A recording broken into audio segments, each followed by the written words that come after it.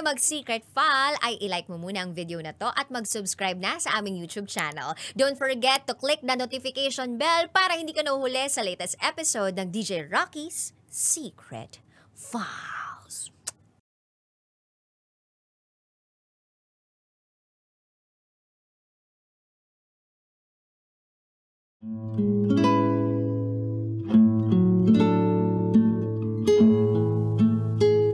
And now, it's time for DJ Rocky's Secret Files.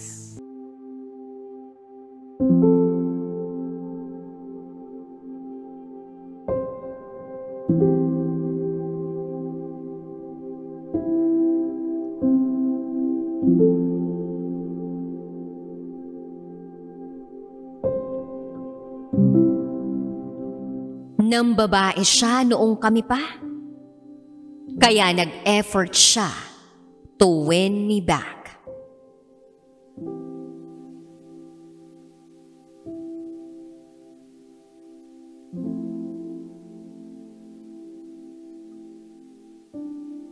Hi DJ Rocky. I'm one of your avid listeners. I did not expect na darating ang araw na gagawin ko to, na isusulat ko sa iyo ang personal kong kwento. Masaya na kasi akong nakikinig lang sa programa mo. But now, I just wanna share my story. Itago mo na lang ako sa pangalang Nadine, 27 years old, from Quezon City. At ito, ang aking secret file.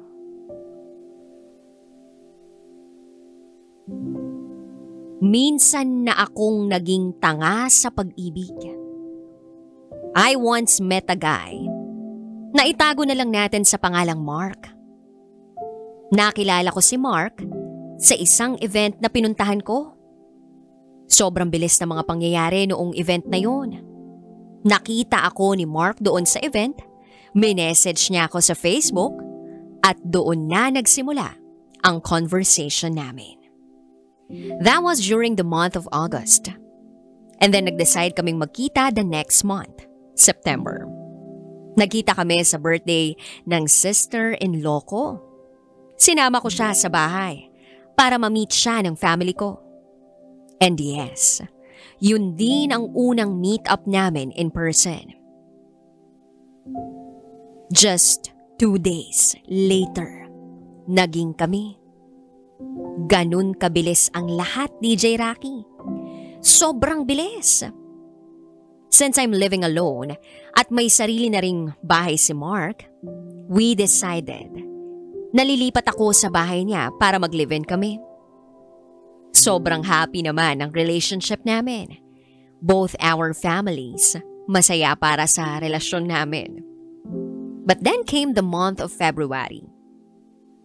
Tsaka niya lang sa'kin kinonfess na meron na pala siyang anak. Noong malaman ko yun, DJ Rocky, sobrang na-hurt ako. Pero mahal ko si Mark eh. So tinanggap ko ang lahat. Kapag bumibisita ang anak niya, pinapakain at inaalagaan ko. Tanggap ko naman na yung bata. Akala ko nga, yun ang una at huling sekretong itatago ni Mark sa akin. Hindi pala.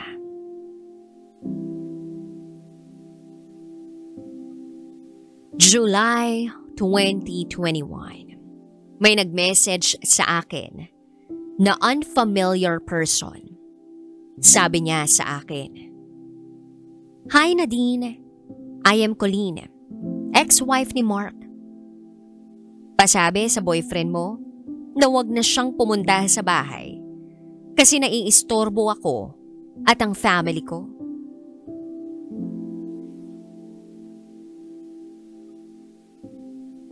Noong mabasa ko yung message na yun, nanginig ang kalamnan ko. Nanghina ang mga tuhod ko. Because he never mentioned anything about this. So kinonfront ko ang pamilya ni Mark. So sinabi sa akin ng sister niya na ikinasal si Mark. Pero hindi raw valid ang kasal nila dahil magkaiba ng religion si Mark at si Colleen. Yes, kinasal sila. Pero naguguluhan ako. And at that point, gusto ko nang umalis sa bahay nila. Pero pinakalma ko ng pamilya ni Mark. Hanggang sa nakauwi si Mark galing ng trabaho.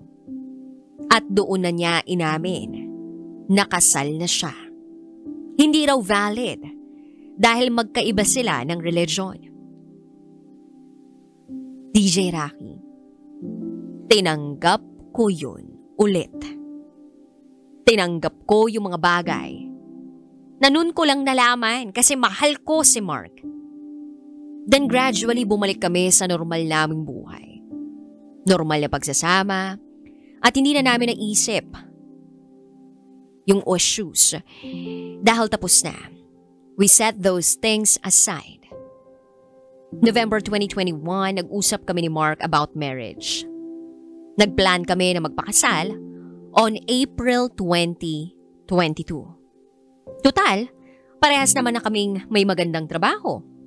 And according sa kanya, gusto na rin daw niya ng tahimik na buhay. So ako, kampante. Kampante na okay na ang lahat. Fast forward to December 18, 2021. Nakita ko sa FB account ni Mark na wala na yung mga picture namin. Kinabahan ako. Pakiramdam ko may ibang babae siya. Alam mo yung girl's instinct, DJ Rocky? Ganun ang naramdaman ko. Hanggang sa hinak ko ang mismong phone ni Mark. Nag-download ako ng hacker app sa mismong phone niya at kinonect ko sa phone ko para makita lahat ng kachat niya. Kung sino ang mga tinatawagan niya, anong mga website ang pinapasukan niya, anong location niya at lahat ng pictures na sinisave niya. So yun, habang nasa work ako, sinubukan kong buksan ang app na yun. At nakita ko na ang dami niyang nakakausap. Pinagsasabi niyang single siya. Buong katawan ko ang nanlamig sa mga nakita ko. DJ Rocky, ang ginawa ko, umuwi ako sa pamilya ko. Nagpakalasing ako. Pero hindi ko sinabi kahit kanino ang mga nalaman ko. Kinabukasan sinundo niya ako. As if walang nangyari. Pagdating namin sa bahay nila, tsaka ako inamin sa kanya na alam ko na ang lahat. Alam ko na may babae siya. Alam ko rin na lumalabas sila.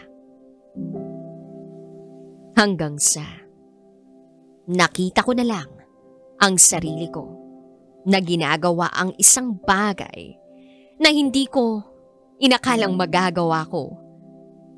Alang-alang sa pagmamahal ko para kay Mark. Alam mo ang ginawa ko, DJ Rocky? Lumuhod ako sa kanya.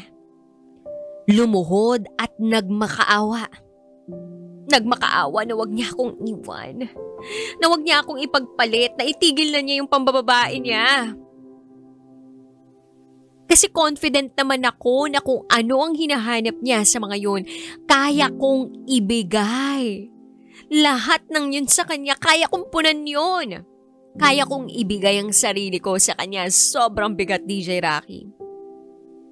Pero tinanggap ko ulit si Mark sa kabila ng lahat ng mga nadiskubre ko. Kasi nga, mahal ko pa siya. Mahal ko pa yung tao. At hindi ko siya kayang bitawan para lang pakinabangan ng iba. Yun nga lang, kapag dumarating ang oras na magkalayo kami, Hindi mawala-wala sa isip ko na baka meron na naman siyang ginagawa uli. Pero niready ko na lang din ang sarili ko sa mga posibleng mangyari.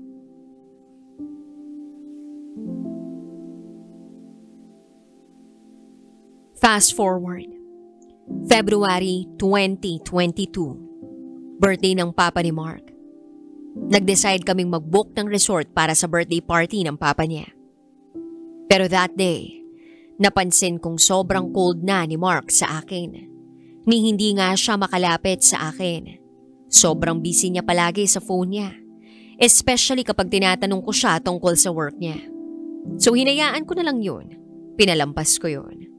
Hanggang sa lumipas ang March 2022. Nahuli ko uli si Mark. May kamiting na naman na ibang babae. Ay, sobrang drained na ako noon.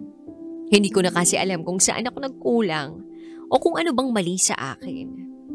Kaya nag-decide na rin akong umalis na ng tuluyan sa bahay nila. Nag-rent agad ako ng bahay kasi ayokong umuwi sa bahay ng parents ko. Sigurado kapag nalaman nila yung nangyari, masasaktan din sila ng sobra. Kaya lahat yon DJ Rocky, lahat yon sinolo ko. Nilagpasan ko ng mag-isa.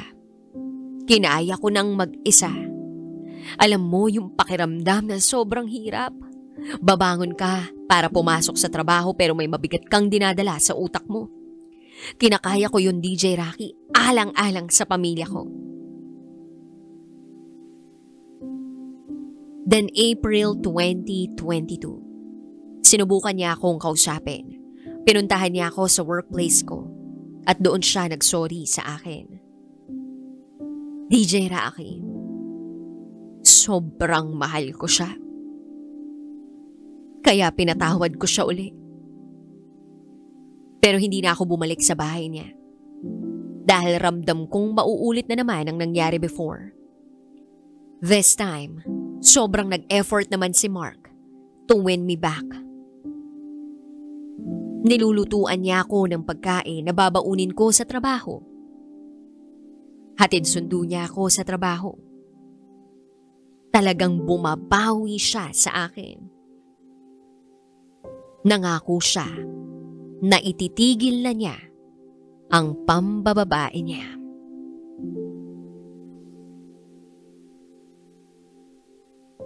Pero bakit ganun? Kung kailan okay na siya, kung kailan tila nagbago at nag-e-effort na siya, doon naman ako bumigay.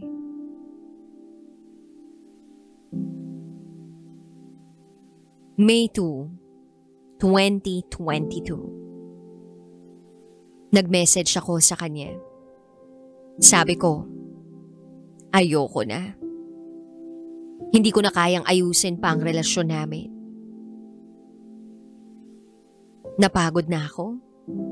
Siguro. Kaya yung dating ako na naghahabol at nagsusumikap pang ayusin ang relasyon namin, sumuko na.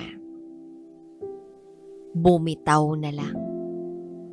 So I totally blocked Mark sa lahat ng social media accounts ko. Ang huling balita ko, may bagong asawa at anak na raw siya ngayon. Pero dumarating pa rin sa point na napapaisip ako na what if hindi ako napagod? What if pinakinggan ko siya? Totoo kayang magbabago siya? Iniisip ko pa rin yun hanggang ngayon, DJ Rocky. And honestly, hindi naman ako galit sa kanya. Iniisip ko lang siya ngayon na ang saya-saya siguro niya sa buhay niya. At aaminin ko naman na may panghihinayang akong nararamdaman dahil hindi kami nagkatuluyan.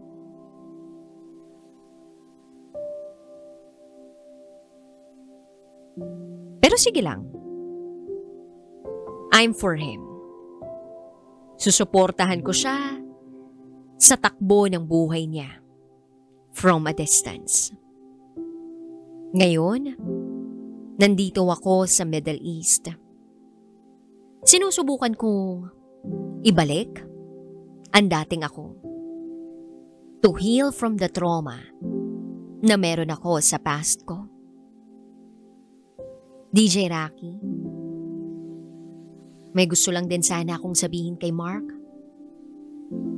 Baka sakaling napapakinggan niya ang kwento ko.